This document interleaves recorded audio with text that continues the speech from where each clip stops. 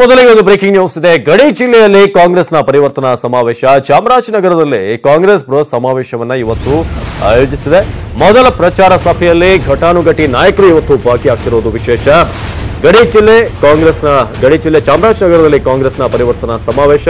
ಈ ಒಂದು ಸಮಾವೇಶದಲ್ಲಿ ಕಾಂಗ್ರೆಸ್ನ ಘಟಾನುಘಟಿ ನಾಯಕರು ಇವತ್ತು ಪಾಲ್ಗೊಳ್ತಾ ಇದ್ದಾರೆ. ಮೊದಲ ಪ್ರಚಾರ ಸಭೆ ಇದು. ಲೋಕಸಭೆ ಚುನಾವಣೆಯ ದಿನಾಂಕ ಅನೌನ್ಸ್ ಆದ ನಂತರ ಮೊದಲ ಮೇಜರ್ ಆದಂತಹ ಸಮಾವೇಶ. ಅಂಬೇಡ್ಕರ್ ಕ್ರೀಡಾಂಗಣದಲ್ಲಿ ಪರಿವರ್ತನಾ ರ್ಯಾಲಿಗೆ ಸಿದ್ಧತೆ ಮಾಡಿಕೊಳ್ಳಲಾಗಿದೆ. ಮಾಜಿ CM Siddaramaiah, DCM doctor G Parameshwar, Mallikarjun Kharge, Dinesh Gundu Rao, DK Shivakumar, Satish Jarkiholi, Puttaranga Shetty ಸೇರಿ ಹಲವು ಘಟಾನುಘಟಿ ನಾಯಕರು ಇವತ್ತು ಭಾಗಿಯಾಗಿ ಲೋಕಸಭೆ ಚುನಾವಣೆಯ ಪ್ರಚಾರವನ್ನ ಮಾಡಲಿದ್ದಾರೆ. ಅಂಬೇಡ್ಕರ್ ಕ್ರೀಡಾಂಗಣದಲ್ಲಿ ಪರಿವರ್ತನಾ ರ್ಯಾಲಿಗೆ ಎಲ್ಲಾ ರೀತಿಯ ಸಿದ್ಧತೆ ಮಾಡಿಕೊಳ್ಳಲಾಗಿದೆ. ಮಾಜಿ ಸಿಎಂ ಸಿದ್ದರಾಮಯ್ಯನವರು ಇದರಲ್ಲಿ ಕೇಂದ್ರ ಬಿಂದುವಾಗಿರ್ತಾರೆ. ಜೊತೆಗೆ ಡಿಸಿಎಂ ಡಾಕ್ಟರ್ ಜಿ ಪರಮೇಶ್ವರ್, ಅದೇ ರೀತಿಯಾಗಿ ಹಿರಿಯ ನಾಯಕರಾದಂತಹ ಮಲ್ಲಿಕಾರ್ಜುನ ಖರ್ಗೆ, ಕೆಪಿಸಿಸಿ ಅಧ್ಯಕ್ಷರಾದಂತಹ ದಿನೇಶ್ ಗುಂಡೂರಾವ್ ಸೇರಿದಂತೆ ಹಲವಾರು ನಾಯಕರು ಇವತ್ತಿನ ಪ್ರಚಾರ ಸಮಾವೇಶದಲ್ಲಿ ಪಾಲ್ಗೊಳ್ತಾರೆ. ಈಗಾಗಲೇ ನೀವು ವೇದಿಕೆ ಹತ್ರ ನೋಡ್ತಾ ಇದ್ರಿ, ಎಲ್ಲಾ ರೀತಿಯಾದಂತಹ ಆಸನದ ವ್ಯವಸ್ಥೆ ಜೊತೆಗೆ ವೇದಿಕೆ ಕೂಡ ಸಿದ್ಧವಾಗಿದೆ.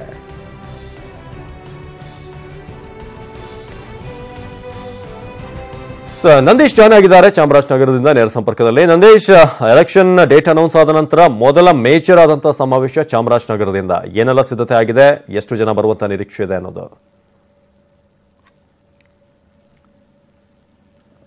ಖಂಡಿತ ಇದೊಂದು ಮೇಜರ್ ಸಮಾವೇಶ ಅಂತ ಹೇಳ್ಬೋದು ಅವಿನಾಶ್. ಏನು ಚಾಮರಾಜನಗರ ಗಡಿ ಜಿಲ್ಲೆ ಚಾಮರಾಜನಗರದಲ್ಲಿ ಒಂದು ಕಾಂಗ್ರೆಸ್ ಶಕ್ತಿ ಪ್ರದರ್ಶನಕ್ಕೆ ವೇದಿಕೆ ಸಜ್ಜುಗೊಂಡಿದೆ. ಈಗ ನಾವು ಚಾಮರಾಜನಗರದ ಅಂಬೇಡ್ಕರ್ ಕ್ರೀಡಾಂಗಣದಲ್ಲಿದ್ದೀವಿ. ಇಲ್ಲಿ ವೇದಿಕೆ ಸಜ್ಜುಗೊಂಡಿದ್ದು ಸುಮಾರು 20,000ಕ್ಕೂ ಹೆಚ್ಚು ಆಸನಗಳಲ್ಲಿ ವ್ಯವಸ್ಥೆ ಮಾಡಲಾಗಿದೆ. ನೀವು ಇಲ್ಲಿ ನೋಡ್ಬೋದು ವೇದಿಕೆಯನ್ನು. ಇಲ್ಲಿ ಪರಿವರ್ತನೆ ಯಾತ್ರೆ ಏನು ಚುನಾವಣೆ ಘೋಷಣೆ ಆದ ನಂತರ ಇದೇ ಮೊದಲ ಬಾರಿಗೆ ಒಂದು ಕಾಂಗ್ರೆಸ್ ಸಮಾವೇಶ ಇಲ್ಲಿ ಪರಿವರ್ತನೆ ಯಾತ್ರೆ ನಡೀತಾ ಇದೆ. ಈ ಸಮಾವೇಶದಲ್ಲಿ ಮಾಜಿ ಮುಖ್ಯಮಂತ್ರಿ ಸಿದ್ದರಾಮಯ್ಯನವರು ಮತ್ತೆ ಕಾಂಗ್ರೆಸ್ ವಿಪಕ್ಷ ನಾಯಕ ಮಲ್ಲಿಕಾರ್ಜುನ ಖರ್ಗೆ ಅವರು, ಉಪಮುಖ್ಯಮಂತ್ರಿ ಪರಮೇಶ್ವರ್ ಅವರು, ಸಚಿವರಾದ ಡಿಕೆ ಶಿವಕುಮಾರ್ ಅವರು ಮತ್ತು ಕೆಪಿಸಿಸಿ ಅಧ್ಯಕ್ಷರಾದ ದಿನೇಶ್ ಗುಂಡೂರಾವ್ ಅವರು ಮೊದಲಾದ ಸಚಿವರು ಇಲ್ಲಿ ಭಾಗವಹಿಸ್ತಾರೆ. ಮತ್ತು ಚಾಮರಾಜನಗರ ಲೋಕಸಭಾ ವ್ಯಾಪ್ತಿಗೆ ಒಳಪಡತಕ್ಕಂಥ 8 ವಿಧಾನಸಭಾ ಕ್ಷೇತ್ರಗಳಿಂದ ಮುಖಂಡರುಗಳು, ಕಾರ್ಯಕರ್ತರು ಸೇರಿದಂತೆ ಸಾವಿರಾರು ಮಂದಿ ಭಾಗವಹಿಸುವ ಇಲ್ಲಿ ಒಂದು ನಿರೀಕ್ಷೆ ಇದೆ. ನೀವು ದೃಶ್ಯದಲ್ಲಿ ನೋಡೋದು, ಈಗಾಗಲೇ 20,000ಕ್ಕೂ ಹೆಚ್ಚು ಆಸನಗಳನ್ನು ಇಲ್ಲಿ ವ್ಯವಸ್ಥೆ ಮಾಡಲಾಗಿದೆ. ಈ ಒಂದು ಸಮಾವೇಶದಲ್ಲಿ ಕಾಂಗ್ರೆಸ್ ಶಕ್ತಿ ಪ್ರದರ್ಶನದ ಜೊತೆಗೆ ಏನು ಲೋಕಸಭಾ ಚುನಾವಣೆಗೆ ಒಂದು ರಣಕಳೆಯನ್ನು ಮೂಡಿಸುವ ಎಲ್ಲ ಲಕ್ಷಣಗಳು ಕಂಡು ಬರ್ತಾ ಇದೆ. ಮತ್ತೆ ಕಾಂಗ್ರೆಸ್ ಇಂದಿನ ಕಾಂಗ್ರೆಸ್ ಸರ್ಕಾರದ ಸಾಧನೆ ಮತ್ತು ಹಾಲಿ ಸಮ್ಮಿಶ್ರ ಸರ್ಕಾರದ ಸಾಧನೆಗಳು ಮತ್ತು ಕೇಂದ್ರದ ಬಿಜೆಪಿ ಸರ್ಕಾರದ ಒಂದು ವೈಫಲ್ಯಗಳನ್ನು ಎತ್ತಿ ಹಿಡಿಯುವಂಥ ಒಂದು ಕೆಲಸವನ್ನು ಇಲ್ಲಿ ಆಗುತ್ತೆ ಅಂತ ಹೇಳ್ಬೋದು. ಯಾಕೆಂದರೆ ಈಗಾಗಲೇ ಸಾಕಷ್ಟು ಜನ ಈಗ ಹೊರಟಿದ್ದಾರೆ ಎಲ್ಲ ಬೇರೆ ಬೇರೆ ಕ್ಷೇತ್ರಗಳಿಂದ. HD ಕೋಟೆ ಮತ್ತು ಟಿ ನರಸೀಪುರ, ಕೊಳ್ಳೇಗಾಲ ಈ ಕಡೆಯಿಂದೆಲ್ಲ ಸಾಕಷ್ಟು ಬಸ್ಗಳನ್ನು ಕಾಂಗ್ರೆಸ್ ಬಸ್ಗಳನ್ನು ವ್ಯವಸ್ಥೆ ಮಾಡಿದೆ. ಹಾಗಾಗಿ ಈ ಒಂದು ಶಕ್ತಿ ಪ್ರದರ್ಶನದ ಸಮಾವೇಶ ಅಂತ ಹೇಳ್ಬೋದು.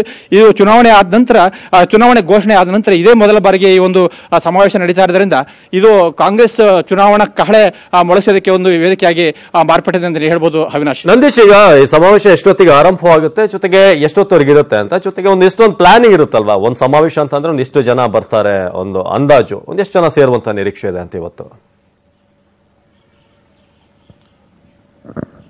ಈಗಾಗಲೇ 20,000ಕ್ಕೂ ಹೆಚ್ಚು ಆಸನಗಳಲ್ಲಿ ವ್ಯವಸ್ಥೆ ಮಾಡಲಾಗಿದೆ. ಕಾಂಗ್ರೆಸ್ ಮುಖಂಡರ ಪ್ರಕಾರ 20,000ರಿಂದ 30,000 ಜನ ಸೇರ್ತಾರೆ ಅಂತ ಹೇಳ್ತಾರೆ. ಬೆಳಿಗ್ಗೆ 11 ಗಂಟೆಗೆ ಸಮಾವೇಶ ಆಯೋಜನೆ ಮಾಡಲಾಗಿದೆ. ಬಟ್ 11ರಿಂದ 12 ಗಂಟೆ ಆಗ್ಬೋದು, ಯಾಕಂದ್ರೆ ಎಲ್ಲ ಮುಖಂಡರುಗಳು ಮತ್ತು ಎಲ್ಲ ಕಾರ್ಯಕರ್ತರು ಬೇರೆ ಬೇರೆ ಕಡೆಯಿಂದ ಬರಬೇಕಾದ್ರಿಂದ 11ರಿಂದ 11:30 ಒಳಗಡೆ ಸಮಾವೇಶ ಪ್ರಾರಂಭ ಆಗುತ್ತೆ. ಈಗಾಗಲೇ 20,000ಕ್ಕೂ ಆಸನಗಳಲ್ಲಿ ವ್ಯವಸ್ಥೆ ಮಾಡಲಾಗಿದೆ ಅವಿನಾಶ್. ಧನ್ಯವಾದ ಮಾಹಿತಿಗಾಗಿ ನಂದೀಶ್. ಇನ್ನು ತುಮಕೂರು ಕ್ಷೇತ್ರ ಈಗ ಒಂದು ರೀತಿಯಾಗಿ ಕೇಂದ್ರ ಬಿಂದುವಾಗಿದೆ ಅಂತ ಹೇಳ್ಬೋದು. ಯಾಕಂದ್ರೆ ಇತ್ತ ಜೆಡಿಎಸ್ ಮತ್ತು ಕಾಂಗ್ರೆಸ್ ಎರಡೂ ಕಡೆಯಿಂದ ಈಗ ಒಂದು ಕ್ಷೇತ್ರಕ್ಕಾಗಿ ಡಿಮ್ಯಾಂಡ್ ಈಗ ಇದೆ. ತುಮಕೂರು ಕ್ಷೇತ್ರವನ್ನ ಬಿಟ್ಟು ಕೊಡದಂತೆ ಆಗ್ರಹ, ಮಲ್ಲಿಕಾರ್ಜುನ ಖರ್ಗೆ ಅವರ ಮೂಲಕ ಒತ್ತಡವನ್ನ ಹೇರುವಂತಹ ತಂತ್ರ ಆಗ್ತಾ ಇದೆ. ಹಾಲಿ ಸಂಸದರಿಂದ ಮುದ್ದಹನುಮೇಗೌಡರೇನಿದ್ದಾರೆ, ಬಹಳ ಒಂದು ಒಳ್ಳೆ ಡಿಫರೆನ್ಸ್ ನಿಂದಲೇ ಸುಮಾರು 75,000 ಮತಗಳ ಅಂತರದಿಂದ ಗೆದ್ದಿದ್ರು ಕಳೆದ ಬಾರಿ. ಆದ್ರೆ ಈ ಬಾರಿ ಟಿಕೆಟ್ ಅನ್ನ ಅಥವಾ ಕ್ಷೇತ್ರವನ್ನ ಬಿಟ್ಕೊಡೋದು ಅಂದ್ರೆ ನಿಜಕ್ಕೂ ಒಂದು ದೊಡ್ಡ ಪ್ರಶ್ನೆನೇ ಅದು. ನಾನೀಗ ಏನನ್ನೂ ಕೂಡ ಹೇಳುವಂತಹ ಸ್ಥಿತಿಯಲ್ಲಿಲ್ಲ, ಎಲ್ಲವನ್ನ ಕೂಡ ಪಕ್ಷದ ಹಿರಿಯ ನಾಯಕರಿಗೆ ಬಿಟ್ಟಿದ್ದೇನೆ, ಅವರಿಗೆ ತಿಳಿಸಿದ್ದೇನೆ ಇಲ್ಲಿನ ಮಹತ್ವ. ನಾನೇನನ್ನೂ ಕೂಡ ಮಾತನಾಡೋದಿಲ್ಲ ಅಂತ ಈಗಿನ ಸಂಸದರು ಮುದ್ದಹನುಮೇಗೌಡರು ಹೇಳಿದ್ದಾರೆ. ಖರ್ಗೆ ಅವರ ಭೇಟಿಯ ಬಳಿಕ ತುಮಕೂರು ಸಂಸದರ ಹೇಳಿಕೆಯನ್ನು ನಾನು ಏನು ಹೇಳುವಂತ ಪರಿಸ್ಥಿತಿ ಇಲ್ಲ, ಯಾಕಂದ್ರೆ ನನ್ನ ನಿರ್ಧಾರ ಅಲ್ಲ ಅಂತ. ಇನ್ನೊಂದು ಕಡೆ ರಾಜಣ್ಣ ಅವರು ನಿನ್ನೆಯಿಂದ ನಿರಂತರವಾಗಿ ವಾಗ್ದಾಳಿ ನಡೆಸಿದ್ದಾರೆ ಜೆಡಿಎಸ್ ವಿರುದ್ಧ. ಜೆಡಿಎಸ್ನವರಿಗೆ 20 ಸೀಟ್ ಅಥವಾ 28 ಸೀಟ್ ಕೊಟ್ಟರು ಕೂಡ ಅವ್ರು ಗೆಲ್ಲೋದು 2 ಸೀಟು. ಹಾಗಾಗಿ ನಾವು ನಮ್ಮ ಕಾರ್ಯಕರ್ತರನ್ನ, ನಮ್ಮ ಪಕ್ಷವನ್ನ ಉಳಿಸ್ಕೊಳ್ಬೇಕು, ಅದನ್ನ ಕಳೆದುಕೊಳ್ಬೇಕಾ? ನಾವು 1-2 ಸೀಟ್ ಗೆಲ್ಲೋದಕ್ಕೋಸ್ಕರ ಇವರಿಗೆ 8 ಸೀಟನ್ನ ಕೊಡಬೇಕಾ? ವೈಟ್ ಮಾಡಿ ಅಂತ ಹೇಳಿದ್ದಾರೆ. ಕಾದ್ ನೋಡ್ತೀವಿ ಏನ್ ಮಾಡೋದು ಅಂತ. ಒಂದ್ ವೇಳೆ ಸಿಗದೆ ಇದ್ರೆ ಮುಂದಿನ ದಾರಿ ಏನು ಅಂತ ನೋಡ್ಕೋಬೇಕಾಗುತ್ತೆ. ಬಂಡಾಯದ ಮಾತನಾಡಿದ್ದಾರೆ ರಾಜಣ್ಣ. ಮಲ್ಲಿಕಾರ್ಜುನ ಖರ್ಗೆ ಭೇಟಿಯ ಬಳಿಕವೂ ಕೂಡ ಗರಂ ಆದ ಉತ್ತರವನ್ನ ರಾಜಣ್ಣ ಕೊಟ್ಟಿದ್ದಾರೆ. ಆ ಮೂಲಕ ಅವರಿಗೆ ಸುತಾರಾಮ್ ಒಪ್ಪಿಗೆ ಇಲ್ಲ, ಜೆಡಿಎಸ್ಗೆ ಕೊಟ್ಟಿರುವಂತಹ ಒಂದು ಅವಕಾಶ. ತುಮಕೂರಿನ ನಾಯಕರಿಗೆ ನಿಜಕ್ಕೂ ಒಪ್ಪಿಗೆ ಇಲ್ಲ. ನೋಡ್ತಾ ಇದ್ರೆ ಅಲ್ಲಿ ಮುದ್ದಹನುಮೇಗೌಡರ ಜೊತೆಗೆ ರಾಜಣ್ಣ, ಕೆ ಎನ್ ರಾಜಣ್ಣ ಅವರು ಕೂಡ ನಿನ್ನೆ ಭೇಟಿಯ ನಂತರ ಅಲ್ಲಿ ನೋಡ್ತಾ ಇರುವಂತದ್ದು. ಬಂಡಾಯದ ಮಾತನಾಡಿದ್ರೆ ಏನಾಗುತ್ತೆ ಅಂತ ನೋಡ್ಬೇಕು.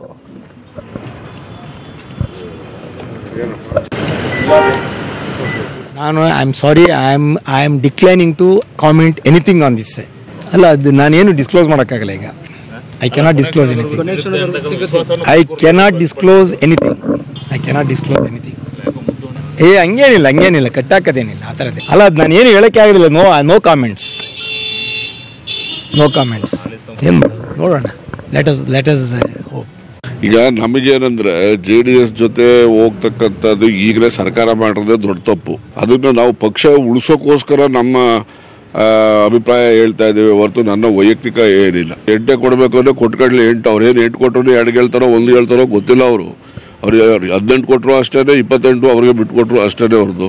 ಆದರೆ ಇನ್ನೊಂದು ಯಾವುದನ್ನು ಕೊಡಲಿ, ನಾವೇನು ಬೇಡ ಅನ್ನೋದಿಲ್ಲ. ಬಟ್ ಅದು ಸಿಟ್ಟಿಂಗ್ ಮೆಂಬರ್ ಇರೋದನ್ನ ಕಾಂಗ್ರೆಸ್ ಪಾರ್ಟಿ ಅವ್ರು ಸ್ಯಾಕ್ರಿಫೈಸ್ ಮಾಡ್ತಾರೆ ಅಂತ ಹೇಳಿದ್ರೆ ಇದು ಕಾಂಗ್ರೆಸ್ ಪಕ್ಷಕ್ಕೆ ಹೊಡ್ತಾ ಅಲ್ಲ, ಕಾಂಗ್ರೆಸ್ನಲ್ಲಿ ಇರ್ತಕ್ಕಂಥ ಎಲ್ಲ ಕಾರ್ಯಕರ್ತರಿಗೂ ಕೂಡ ಇದು ಮಾನ ಮರ್ಯಾದೆ ಪ್ರಶ್ನೆ ಇದೆ.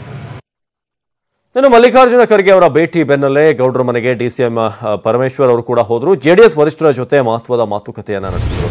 ತುಮಕೂರು ಕ್ಷೇತ್ರ ಬಿಟ್ಟು ಕೊಡುವಂತೆ ಮನವಿಯನ್ನು ಕೂಡ ಮಾಡಲಾಯಿತು.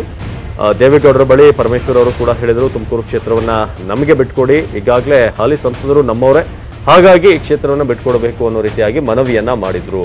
ಆದ್ರೆ ಈ ಒಂದು ಮಾತುಕತೆಯಲ್ಲಿ ದೇವೇಗೌಡರ ಜೊತೆಗೆ ಏನು ಮಾತಾಡಬೇಕಾದ್ರೆ ಮುದ್ದಹನುಮೇಗೌಡರು ಕೂಡ ಇದ್ರು. ಆದ್ರೆ ಯಾವುದೇ ರೀತಿಯಾದಂತಹ ಒಂದು ಪಾಸಿಟಿವ್ ಆದಂತ ರಿಸಲ್ಟ್ ಬರಲಿಲ್ಲ ಅನ್ನೋದು ನಿಜಕ್ಕೂ ಮುದ್ದಹನುಮೇಗೌಡರಿಗೂ ಕೂಡ ಒಂದು ಬೇಸರವನ್ನು ಉಂಟು ಮಾಡಿರುವಂತದ್ದು. ಪದ್ಮನಾಭ ನಗರದ ನಿವಾಸದಲ್ಲಿ ಸುಮಾರು 15 ನಿಮಿಷದ ಮಾತುಕತೆ. ತುಮಕೂರು ಕ್ಷೇತ್ರ ಬಿಟ್ಟು ಕೊಡುವಂತೆ ಗೌಡ್ರಿಗೆ ಮನವಿಯನ್ನ ಮಾಡ್ತಾರೆ. ಆದ್ರೆ ನಿಮ್ಮ ಹೈಕಮಾಂಡೇ ಕೊಟ್ಟಿರೋದ್ರಿ, ಹಾಗಾಗಿ ನಾವು ಬಿಟ್ಕೊಡುವಂತ ಪ್ರಶ್ನೆನೇ ಇಲ್ಲ, ಈಗ ಏನೂ ಮಾಡೋಕ್ಕಾಗಲ್ಲ, 20:8 20:8 ಈಗಾಗಲೇ ನಮಗೆ ಕೊಟ್ಟಾಗಿದೆ, ಒಂದೇ ಮಾತಲ್ಲಿ ಆಗಲ್ಲ ಅಂತ ಒಂದು ರೀತಿಯಾಗಿ ಪರಮೇಶ್ವರ್ ಅವರ ಮನವಿಗೆ ಬಹಳ ನೀಟಾಗಿ ಅಲ್ಲಿಂದ ನಕಾರ ಬಂದಿದೆ ಗೌಡ್ರ ಕಡೆಯಿಂದ. ಮರು ಮಾತನಾಡದೆ ಪರಮೇಶ್ವರ್ ಅವರು ಬಂದ ದಾರಿಗೆ ಸುಂಕ ಇಲ್ಲ ಅಂತ ಹೇಳಿ ಅಲ್ಲಿಂದ ಹೊರಟಿದ್ದಾರೆ. ಹಾಗಾಗಿ ಪರಮೇಶ್ವರ್ ಅವರ ಒಂದು ಪ್ರಯತ್ನ ಕೂಡ ವಿಫಲವಾಗಿದೆ. ತುಮಕೂರಿನ ಬಹಳ ಪ್ರಭಾವಿ ಶಾಸಕರು ಪರಮೇಶ್ವರ್ ಅವರು, ಹಾಗಾಗಿ ಅವರಿಂದ ಆದ್ರೂ ಆಗುತ್ತೇನೋ ಅಂತ ಹೇಳಿ ಮುದ್ದಹನುಮೇಗೌಡರು ಪ್ರಯತ್ನವನ್ನು ಮಾಡಿದ್ದಾರೆ. ಆದ್ರೆ ಅದು ಕೂಡ ಅಲ್ಲಿ ಪ್ರಯೋಜನಕ್ಕೆ ಬಂದಿಲ್ಲ. ಗೌಡ್ರು ಹೇಳೋ ಪ್ರಕಾರ ನಿಮ್ಮ ವರಿಷ್ಠರೇ ಕೊಟ್ಟಿರುವಂತದ್ದು, ಹೈಕಮಾಂಡೇ ಕೊಟ್ಟಿರುವಂತಹ ಲಿಸ್ಟ್ ಇದು, ಹಾಗಾಗಿ ಬದಲಾವಣೆ ಚಾನ್ಸೇ ಇಲ್ಲ ಅಂತ ಹೇಳಿದ್ದಾರೆ.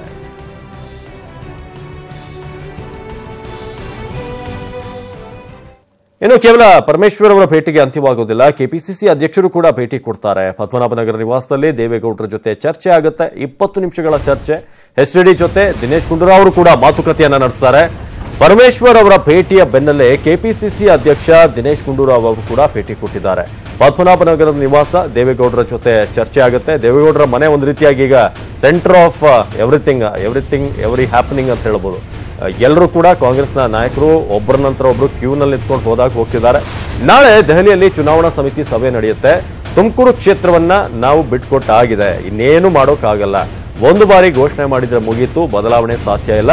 ಹಾಗಾಗಿ ಅದರ ಬಗ್ಗೆ ಇವಾಗ ಪ್ರಶ್ನೆ ಮಾಡಿ ಏನೂ ಪ್ರಯೋಜನ ಇಲ್ಲ. ಮುದ್ದಹನುಮೇಗೌಡರಿಗೆ ಒಳ್ಳೆ ಸ್ಥಾನಮಾನವನ್ನೇ ಕೊಡ್ತೀವಿ, ಇದು ಆಬ್ವಿಯಸ್ ಆನ್ಸರ್ ದಿನೇಶ್ ಗುಂಡೂರಾವ್ ಇಂದ ನಾವು ಎಕ್ಸ್ಪೆಕ್ಟ್ ಮಾಡಬಹುದಂಥದ್ದು.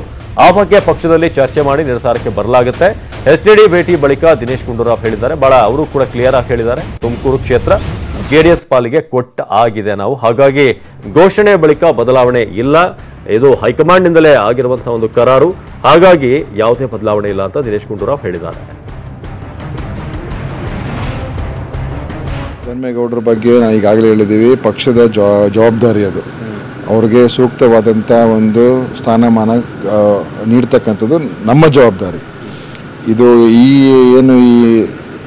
ಘಟನೆ ಆಗಿದೆ ಅಂದರೆ ಅವ್ರಿಗೆ ಈ ಸೀಟು ಇವತ್ತೇನು ಕೈ ತಪ್ಪೋಗಿದೆ, ಅದನ್ನು ಯಾವ ರೀತಿಯಾಗಿ ನಾವು ನ್ಯಾಯಯುತವಾಗಿ ಅವ್ರಿಗೊಂದು ನ್ಯಾಯ ಕೊಡಿಸುವಂಥ ಕೆಲಸ ನಾವು ಮಾಡ್ತೀವಿ, ಅದ್ರ ಬಗ್ಗೆ ಅನುಮಾನ ಇಲ್ಲ. ಒಂದ್ಸಲ ಘೋಷಣೆ ಆದಮೇಲೆ ಅದಕ್ಕೆ ನಾವು ಪದೇ ಅದನ್ನು ಬದಲಾಯಿಸೋಕ್ಕೂ ಆಗೋದಿಲ್ಲ. ಆದರೆ ಎಲ್ಲ ಇನ್ನೂ ಬೇರೆ ಕೆಲವು ವಿಚಾರಗಳೆಲ್ಲ ಚರ್ಚೆ ಮಾಡಿ ತೀರ್ಮಾನ ಮಾಡ್ತೀವಿ. ಇನ್ನು ಎಲ್ಲಾ ವಿಚಾರಗಳಿಗಿಂತ ಹೆಚ್ಚಾಗಿ ಕುತೂಹಲ ಮೂಡಿಸ್ತಾ ಇರೋದು ದೇವೇಗೌಡರು ಎಲ್ಲಿ ನಿಲ್ತಾರೆ, ಯಾವ ಕ್ಷೇತ್ರದಿಂದ ಸ್ಪರ್ಧೆ ಮಾಡ್ತಾರೆ ಅನ್ನೋದು ಇನ್ನೂ ಕೂಡ ಪ್ರಶ್ನೆಯಾಗಿಯೇ ಉಳಿದಿದೆ. ತುಮಕೂರಿನಿಂದ ಸ್ಪರ್ಧೆ ಮಾಡುವಂತೆ ಒಂದ್ ಕಡೆ ಒತ್ತಡ ಹೆಚ್ಚಾಗ್ತಾ ಇದೆ. ಕುತೂಹಲ ಕೆಳಿಸಿದೆ ದೇವೇಗೌಡರ ಒಂದು ಮುಂದಿನ ನಡೆ. ಅವರು ನಿತ್ರೆ ಎಲ್ಲಿ ನಿಲ್ತಾರೆ, ಏನು ಅವರ ತಲೆಯಲ್ಲಿ ಓಡ್ತಾ ಇದೆ, ಇದೆಲ್ಲವೂ ಕೂಡ ಬಹಳ ಕುತೂಹಲ ಮೂಡಿಸ್ತಾ ಇದೆ. ತುಮಕೂರಿನಿಂದ ಸ್ಪರ್ಧೆ ಮಾಡುವಂತೆ ಒತ್ತಡ, ಅದೇ ರೀತಿಯಾಗಿ ಮೈಸೂರು ಕ್ಷೇತ್ರದಿಂದ ಸ್ಪರ್ಧೆ ಮಾಡಬೇಕು ಅಂತ ದೇವೇಗೌಡರಿಗೆ ಆಸೆ ಇತ್ತಂತೆ, ಇಚ್ಛಿಸಿದ್ರು. ಆದರೆ ಮೈಸೂರು ಕ್ಷೇತ್ರವನ್ನ ಕಾಂಗ್ರೆಸ್ ಪಾಲಿಗೆ ಬಿಟ್ಕೊಡ್ಲಾಗಿದೆ. ಹಾಗಾಗಿ ಬೆಂಗಳೂರು ಉತ್ತರ ಅಥವಾ ತುಮಕೂರಿನಿಂದ ಸ್ಪರ್ಧೆ ಮಾಡಬೇಕು ಅಂತ ಈಗಾಗಲೇ ಕಾರ್ಯಕರ್ತರು ಕೂಡ ಒತ್ತಡವನ್ನು ಹಾಕ್ತಿದ್ದಾರೆ. ಇತ್ತ ಅವರು ಕೂಡ ಯೋಚನೆ ಮಾಡ್ತಿದ್ದಾರೆ ಅಂತ. ಜೆಡಿಎಸ್ ಸಭೆಯಲ್ಲಿ ಕಾರ್ಯಕರ್ತರ ಮಾತಿನ ಚಕಮಕಿಯಾಗಿದೆ. ತುಮಕೂರು ಬೆಂಗಳೂರು ಉತ್ತರ ಕ್ಷೇತ್ರದ ಕಾರ್ಯಕರ್ತರ ನಡುವೆ ವಾಕ್ಯುದ್ಧ. ದೇವೇಗೌಡರು ಮತ್ತು ಕುಮಾರಸ್ವಾಮಿಯ ಎದುರೇ ಅವರಲ್ಲಿ ಮಾತಿನ ಚಕಮಕಿ ಆಗಿದೆ. ನಮ್ಮ ಕ್ಷೇತ್ರದಲ್ಲಿ ಗೌಡರು ನಿಲ್ಬೇಕು, ನಮ್ಮ ಕ್ಷೇತ್ರದಲ್ಲಿ ನಿಲ್ಬೇಕು ಅಂತ ಎರಡೂ ಕಡೆಯವರು ಕೂಡ ಒತ್ತಡವನ್ನ ಹಾಕಿದ್ದಾರೆ, ಕಿತ್ತಾಡಿದ್ದಾರೆ ಕೂಡ. ತುಮಕೂರಿನಿಂದ ಸ್ಪರ್ಧೆಗೆ ಕಾರ್ಯಕರ್ತರ ಆಗ್ರಹ, ನೀವು ಬರ್ದೇ ಇದ್ರೂ ಕೂಡ ನಾವು ಗೆಲ್ಲಿಸ್ತೀವಿ, ನೀವು ಜಸ್ಟ್ ನಿತ್ರೆ ಸಾಕು, ಏನು ನಾಮಪತ್ರವನ್ನು ಸಲ್ಲಿಸಿದ್ರೆ ಸಾಕು, ಉಳಿದಿದ್ದೆಲ್ಲ ನಮಗೆ ಬಿಟ್ಬಿಡಿ. ಮುಸ್ಲಿಂ ಸಮುದಾಯದ ಮತ ಜೆಡಿಎಸ್ಗೆ ಪಕ್ಕ, ಹಾಗಾಗಿ ನೀವು ಬರ್ದೇ ಇದ್ರೂ ಕೂಡ ಮಿನಿಮಮ್ 5 ಲಕ್ಷ ಅಂತರದಿಂದ ನಾವು ಗೆಲ್ಲಿಸ್ತೀವಿ ಅಂತ ಕಾರ್ಯಕರ್ತರು ಬಹಳ ವಿಶ್ವಾಸದಲ್ಲಿದ್ದಾರೆ. ಬೆಂಗಳೂರು ಉತ್ತರ ಕ್ಷೇತ್ರದಿಂದ ಸ್ಪರ್ಧಿಸುವಂತೆ ಕೂಡ ಒತ್ತಡ ಇದೆ. ನೀವು ನಿಂತರೆ ಪಕ್ಷದ ಶಕ್ತಿ ಬರುತ್ತೆ, ಪಕ್ಷಕ್ಕೆ 5 ಲಕ್ಷ ಮತ ಒಂದು ಅಂತರದಿಂದ ಗೆಲ್ಲಿಸ್ತೀವಿ ಅಂತ ಬೆಂಗಳೂರು ಉತ್ತರ ಕ್ಷೇತ್ರದಿಂದ. ಹಾಗಾಗಿ ನೀವು ನಿಲ್ಲೇಬೇಕು, ಗೆದ್ದೇ ಗೆಲ್ತೀರಿ, ನೀವು ಜಸ್ಟ್ ನಿಂತ್ಕೊಳ್ಳಿ ಸಾಕು, ಉಳಿದಿದ್ದೆಲ್ಲ ನಮಗೆ ಬಿಟ್ಬಿಡಿ ಅಂತ ಈಗ ಕಾರ್ಯಕರ್ತರು ಒತ್ತಡ ಹಾಕ್ತಿದ್ದಾರೆ. ಹಾಗಾಗಿ ಗೌಡ್ರಿಗೆ ನೋಡ್ತಾ ಇದ್ರೆ ಟೆನ್ಷನ್ ಆಗಿದೆ, ಎಲ್ಲಿ ನಿಲ್ಲೋದಪ್ಪ, ಏನ್ ಕತೆ ಅಂತ. ಹಾಗಾಗಿ ತುಮಕೂರ ಬೆಂಗಳೂರು ಉತ್ತರನ ಅಥವಾ ನಿಲ್ಲೋದೇ ಇಲ್ವಾ, ಈ 3 ಪ್ರಶ್ನೆಗಳು ಕೂಡ ಆದಷ್ಟು ಬೇಗ ಉತ್ತರ ಸಿಗುತ್ತೆ.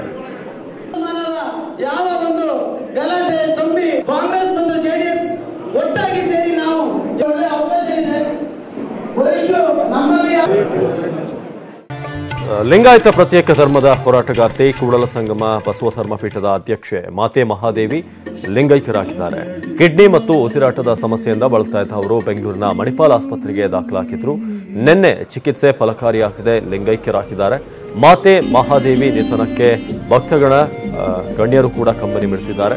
ರಾತ್ರಿ ಇಡೀ ಶರಣರಿಂದ ಭಜನೆ ನಡೆಯಿತು. ಇವತ್ತು ಬೆಳಗ್ಗೆ 10 ಗಂಟೆಯ ಬಳಿಕ ಪಾರ್ಥಿವ ಶರೀರ ಬೆಂಗಳೂರಿನಿಂದ ಹಿರಿಯೂರು, ಚಳ್ಳಕೆರೆ, ಚಿತ್ರದುರ್ಗ ಮಾರ್ಗವಾಗಿ ಅಂತಿಮ ಮೆರವಣಿಗೆ ನಡೆಯಲಿದೆ. ಹುಟ್ಟೂರು ಸಾಸಲಟ್ಟಿ ಗ್ರಾಮದಲ್ಲಿ ಅಂತಿಮ ದರ್ಶನಕ್ಕೆ ವ್ಯವಸ್ಥೆ ಮಾಡಲಾಗಿದೆ. ಶನಿವಾರ ಬಾಗಲಕೋಟೆಯ ಹುನಗುಂದ ತಾಲೂಕಿನ ಕೂಡಲ ಸಂಗಮದಲ್ಲಿ ಅಂತಿಮ ಸಂಸ್ಕಾರ ನಡೆಯಲಿದೆ.